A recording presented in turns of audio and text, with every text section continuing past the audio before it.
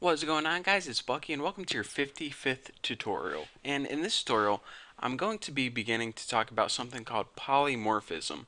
Now, polymorphism is a subject that gives a lot of students and a lot of people problems because whenever someone tries to explain it, they make it really confusing. So let me give you guys just a basic example, not through code or anything. I just want to talk to you guys for a second. So say you wanted to make a computer game and you know that your computer game you wanted to include a bunch of enemies like monsters and ninjas and, just a bunch of different types of enemies. Well, all of these enemies shared a common function. Say they all had an attack function to try to attack you. However, they all attacked you in kind of different ways. Maybe the ninja threw a sigh at you, and a monster tried to scare you from under your bed.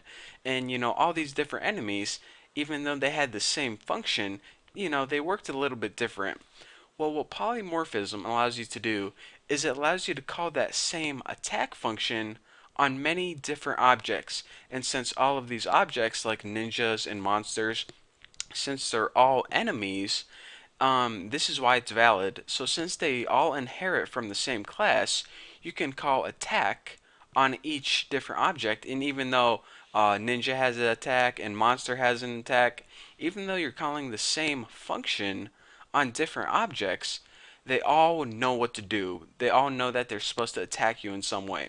So what polymorphism basically allows you to do is use the same function and have many different outcomes. So that's the basic idea behind polymorphism, but there's actually a lot to understand. So let's go ahead and get to it. So let's go ahead and start making that computer game now. So go ahead and make a class, and we'll name it enemy.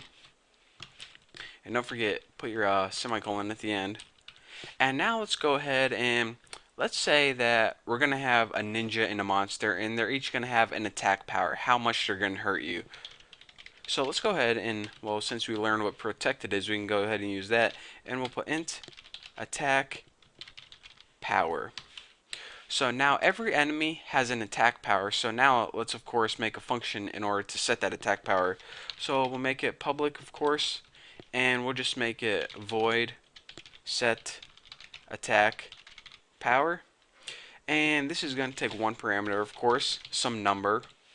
And using that number, we're going to set the attack power. And again, this attack power doesn't really mean anything. It's just a made up number. So attack power equals A. So we're going to pass it in like a value of 10. And, the ninja's attack power is 10. Whatever the heck attack power means, right? So now let's go ahead and make another class. Let's go ahead and make class ninja. And this ninja class is going to inherit from public enemy. So all ninjas are enemies. We already know that. So now let's go ahead and add some things that are specific to only ninjas. Well, in each of these classes, let's go ahead and make an attack function. So public void attack. There we go. And now what we can do is, I guess I'll just throw everything on one line. This is the part that's going to be specific to the ninja class. So right here we're saying, alright, we're going to have some ninjas, but a ninja is still going to be enemy. I mean, an enemy is an enemy. So whenever a ninja attack, what do I want them to do? Just see out on the screen. I am a ninja chop, and it'll be like minus, not ninja cop, come on, ninja chop, and it'll be like minus, and then you'll write the attack power. Because remember, since it's an enemy, it has that attack power attribute that it inherited. Hopefully you guys watched my last couple tutorials and aren't like, what the heck does inheritance mean? And then just go ahead and end that line right there. So now we have a ninja class that has all this crap from enemy, since it inherited from enemy, and it also has its own specific attack function. So whenever a ninja attacks, it's going to say, I'm a ninja, ninja chop, minus 10. Like it did 10 damage to you or something. So let's go ahead and copy this, and we'll make another class right here. We'll call this class, actually I'm about to scroll off the screen, so let me just bump this up. And we'll make, this a monster class. Now a monster is also an enemy, so you have two enemies. You have a ninja and a monster. However, when a monster attack, it says, monster must eat you. Exclamation point, and it'll be like minus 25 or something. Like eating you doesn't kill you. It only does 25 damage. So basically what we have here is three classes.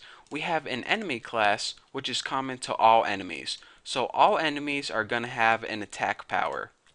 However, each specific enemy attacks in a specific way. A ninja is going to chop you, and a monster is going to eat you.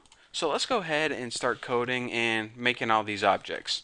So in our main right here, let's go ahead and make a ninja object, ninja, and I'll just name this N, and a monster object, and I'll just name this M.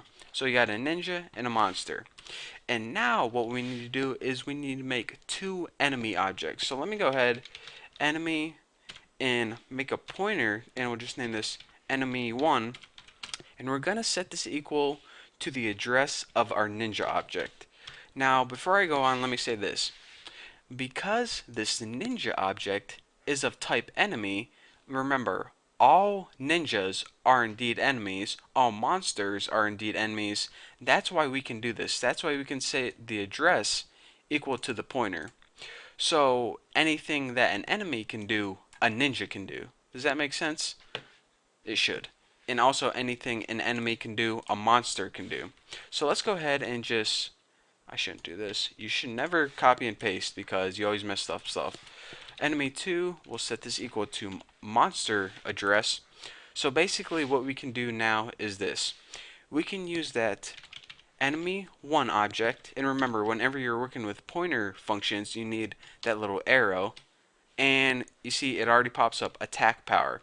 So our program already knows that any enemy object you can call attack power, because even if it's a ninja, a monster, they all have an attack power. So that's why this is valid. So whenever you set your attack power to, a ninja can do like 20 damage or 29 or whatever, it already knows that it's supposed to apply this to the ninja object. So even though we're setting it enemy attack power 29, it knows that indeed, since it's pointing to the ninja object, that means the ninja's attack power is 29.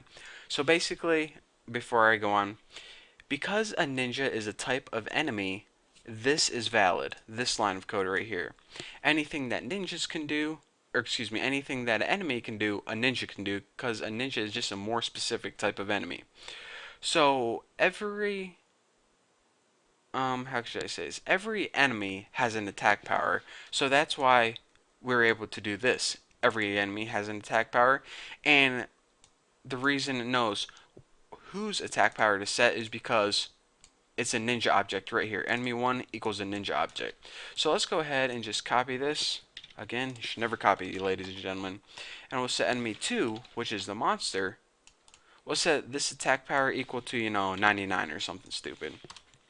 So now we can go ahead and with each of these objects, we can call attack, and it will give it their own custom attack. So N, attack, I already filled it in first, and M, attack. So we kind of used a combination of, two different classes. Using the general enemy class, we set the attack power, and then whenever it attacks, it's going to use that attack power, like I'm a ninja, ninja chop 29. So let's go ahead and run this and see if I forgot any semicolons or anything, and I did, so hold on 1 second. Oh, I see what I did wrong. What I did wrong is I actually just tried setting the attack power, and the method was called set attack power. So let's go ahead and copy this, and we'll set attack power to 29 and set attack power to 99. Now if we go ahead and build and run that, there we go. It says I am a ninja, ninja chop, minus 29. And the reason it knew minus 29 was because of this line right here. And whenever we set the enemy 2, which was an enemy object, but it knows that it's supposed to be working with that monster object, whenever we set that attack power equal to 99 right there, had to find it, it knows that whenever the monster attacked, it was supposed to have an attack power of 99. So that is basically how you can do that. And I guess I'll see you guys later.